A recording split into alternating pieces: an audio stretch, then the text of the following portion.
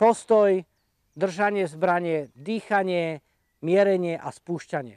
Čo chcem ale povedať je, že častokrát ľudia, ktorí prídu na strelnicu, už majú zlé návyky z predchádzajúcich vecí. To znamená najčastejšie, keď sa niečo strieľa a tí ľudia nevedia trafiť to, čo potrebujú, tak vždycky je chyba niekde v tejto mierenej strelbe.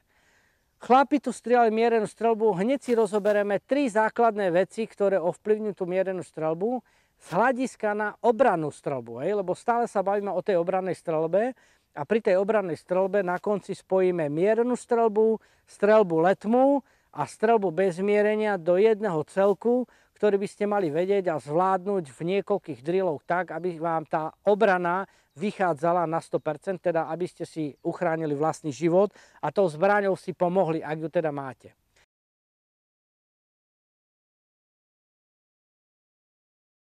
Čo chcem povedať na začiatku? Je veľmi dôležité, aby ten postoj, ktorý máte zaujatý, smeroval v smere pohybu. Častokrát ľudia majú ten postoj urobený tak, že stoja, aby boli pevní, ale tie nohy majú od seba. To znamená, že tie špičky, ktoré sú, smerujú tak, že sa prekrývajú buď vzadu alebo vpredu. Vašou úlohou je mať špičky rovnobežne, lebo vy sa budete vždycky pohybovať dopredu a tým pádom musíte vychádzať z úplne prirodzených pohybov. Teda to je prvá vec, že tá špička musí vpredu.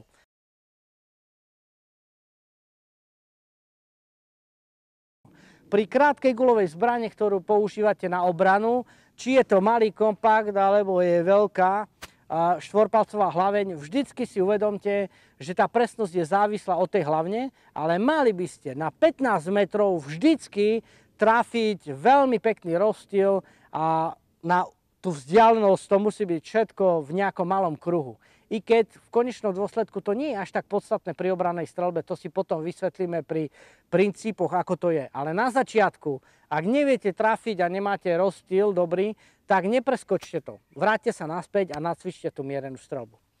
Pri mierenej strelbe postupujeme tak, že ruka ide dopredu a máte dva spôsoby. Jeden spôsob je, že vystrelíte z tejto pozície, kedy zbraň ide k sebe, niekoľko rán. To znamená, vystrelíte 3, 4, 5 rán podľa toho, koľko sa rozhodnete.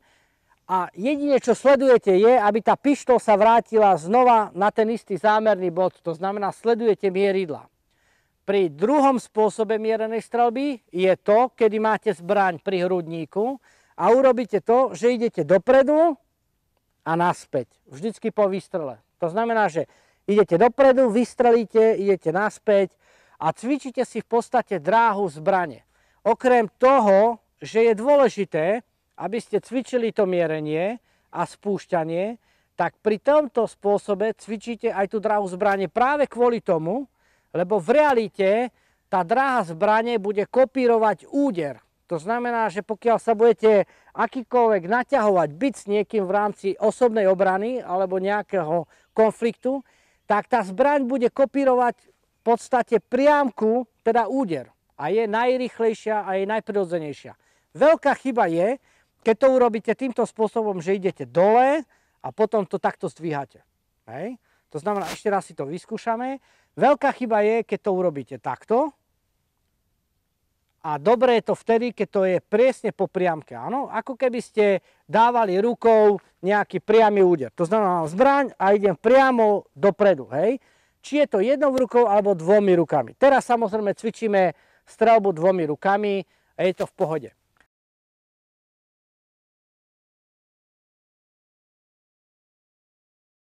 Tretia podstatná záležitosť je to, že najväčšou chybou strelcov, ktorí cvičia streľbu mierenú na určitú vzdialenosť, je to, že vystrelia a potom dajú ruku k sebe a pozrú sa na terč. Vašou úlohou nie je pozerať na terč. Vašou úlohou je zistiť, či sa pri výstrele tá zbraň vrátila do pôvodného miesta. To sú tie základy streľby, ktoré sme si povedali. To znamená, keď mám ruku vpredu, zbraň vystrelí, vráti sa do miesta, vy stále mierite na mieridlá a tie mieridlá vám povedia, či ste trafil terč alebo nie. Vašou úlohou nie je robiť to, že proste prídete a prenesiete pohľad dozadu, či ste terč trafil. Naučte sa čítať mieridla tak, aby ste vždy mali istotu, či ste trafili alebo nie. A to urobíte jedine tak, že prídete, strelím, vrátim sa.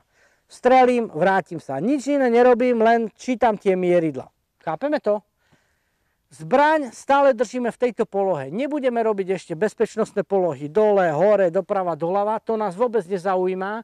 Vždycky, keď prídeme na tú čiaru, z ktorej chceme strieľať, to znamená 5, 10, 15 metrov podľa toho, aké cvičenie, akú vzdialenosť si rozoberiete alebo vyberiete, tak vždycky idete len tento pohyb. Tento pohyb a snažím sa urobiť ten pohyb čo najprecíznejší a potom výstrel.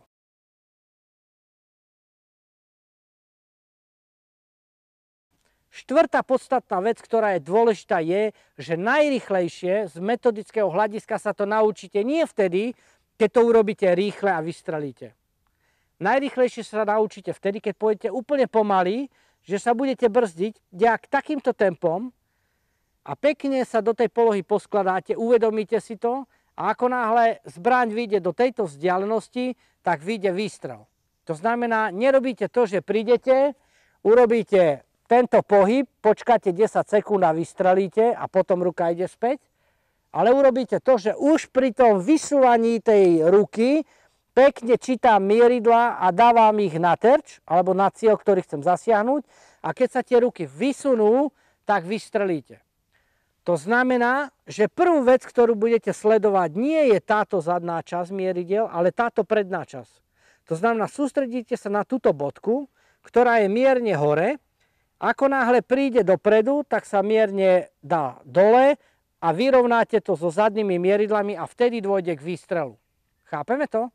Teda ešte raz, keď ja robím tú priamku, automaticky môj pohľad ide tu na tento bod, ten bod ide dopredu, ako náhle ho vyrovnám, vystrem ruky, automaticky vtedy vyjde výstrel. Áno? Nečakám nejakých 5-10 sekúnd na to, aby som si primieril.